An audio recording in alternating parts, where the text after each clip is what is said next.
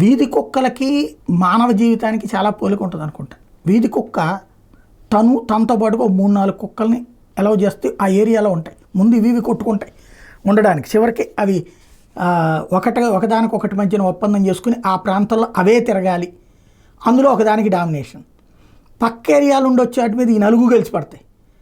ఇట్లాంటిది ఒక మనకి మానవ జీవితానికి ఏటి జీవితానికి చాలా తేడా కాదు, రెండింటి మధ్యన బంధం కనబడతా ఉంటుంది.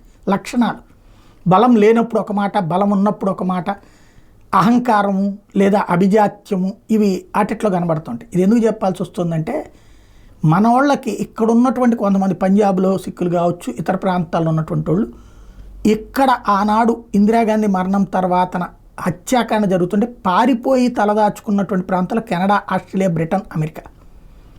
అంతకుముందు ఉన్న వాళ్ళ బంధువుల ఎవరో అక్కడ సెటిల్ అయితే వాళ్ళని అడ్డు పెట్టుకుని అక్కడికి వెళ్ళారు, సెటిల్ అయ్యారు, తరతరాలు బతుకుతున్నారు. ఇప్పుడు ఓ పక్కన ఖలిస్తాన్ ఉద్యమంతో భారతదేశాన్ని ముక్కలు చేయాలని కుట్రలు పన్నుతా కెనడాలో ఉన్నటువంటి పౌరులకి వీళ్ళు వార్నింగ్లు ఇస్తున్నారట. కెనడా వలస వెళ్ళినటువంటి ఈ ఖలిస్తానీ బ్యాచ్ అక్కడ ఉన్నటువంటి కెనడియన్స్ని మీరంతా యూరప్ నుండి వలస వచ్చారు, మీరంతా కెనడా నుండి వెళ్ళిపోండి అని ర్యాలీలు చేస్తున్నారట. మాదిది మా దేశం ఇది అని మన వాళ్ళు అక్కడికి వెళ్ళి అక్కడ వాళ్ళని బెదరేస్తున్నటువంటి విచిత్రమైన పరిస్థితి. కెనడాలో ఈ కొత్త ఉద్యమం అనేది వాళ్ళకే అనూహ్యమైపోయింది.